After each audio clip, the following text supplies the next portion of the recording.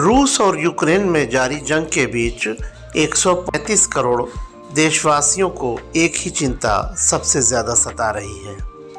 वो है युद्ध क्षेत्र से भारतीय छात्रों की सकुशल वापसी की।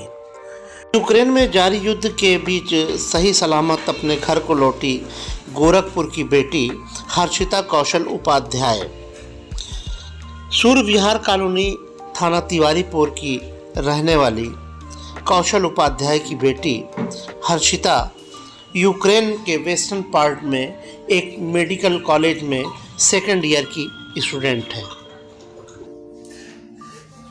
एक बाप की मैं बता नहीं सकता कि मेरे ऊपर क्या गुजरी। परिवारजनों से लेकर केंद्र सरकार तक सभी इसी जुगत में है कि किसी प्रकार से सभी भारतीय छात्रों को तनावग्रस्त इलाके से बाहर निकाला जाए। लेकिन वहाँ पे काफ़ी इंडियंस अभी भी हैं। तो हम लोग पोलैंड के बॉर्डर पे आने के 40 किलोमीटर पहले हमें रोक दिया गया। वहाँ पे हमारी गाड़ी हमें उतार दी। उसने बोला कि ट्रैफिक है आगे, तो हमें पैदल चल के जाना पड़ेगा। तो हम लोग वहाँ से 35 किलोमीटर तक पैदल चले उस ठंड में। फिर वहाँ जाने के बाद से हमारा चेक पॉइंट 1 आता है। चेक पॉइंट 1 में हमें उससे पार करना था ताकि हम बॉर्डर तक जाएं हमें इमिग्रेशन के लिए। बट चेक पॉइंट 1 पे हमें रोक के रखा गया। यूक्रेनियन मिलिट्री ने हमें रोक के रखा 2 रात तक। हमने रोड पे बैठे रहे 2 रात तक कंटिन्यूसली उस ठंड में विदाउट एनीथिंग, बिना खाने के, बिना पिए बिना खाए बिना पिए हम लोग रोड पे बैठे रहे।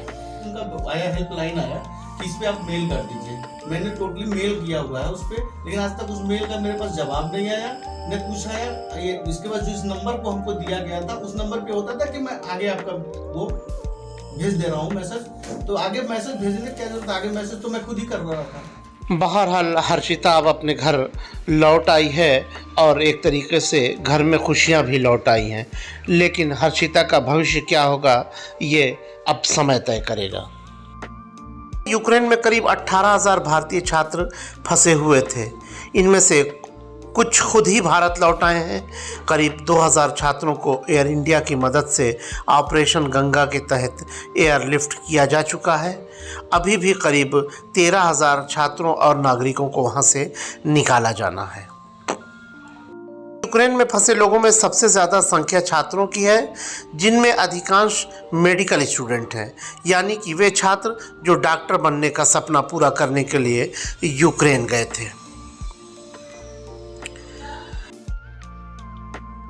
ये जानना बेहद महत्वपूर्ण है कि हर साल इतनी बड़ी संख्या में भारतीय छात्र मेडिकल की पढ़ाई करने के लिए यूक्रेन क्यों जाते हैं। सबसे पहली बात यह है कि यूक्रेन में मेडिकल की पढ़ाई करना काफ़ी किफ़ायती है, जबकि भारत में जनसंख्या के अनुपात के आधार पर मेडिकल एजुकेशन के पर्याप्त संसाधन भी उपलब्ध नहीं है और पढ़ाई भी बहुत महंगी है। एक जानकारी के मुताबिक यूक्रेन में मेडिकल पढ़ाई का खर्च भारत के निजी कॉलेजों की अपेक्षा आधे से भी कम में हो जाता है।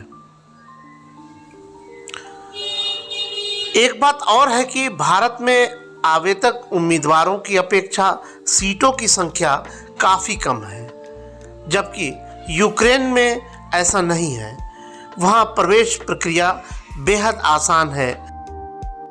बहरहाल युद्धग्रस्त यूक्रेन से अगर भारतीय अपनी जान बचाकर किसी तरह से वापस भी आते हैं तो उनके भविष्य के साथ क्या होगा, उनका भविष्य कैसा होगा, ये सोचना सरकार को भी है और उनके परिवार को भी है।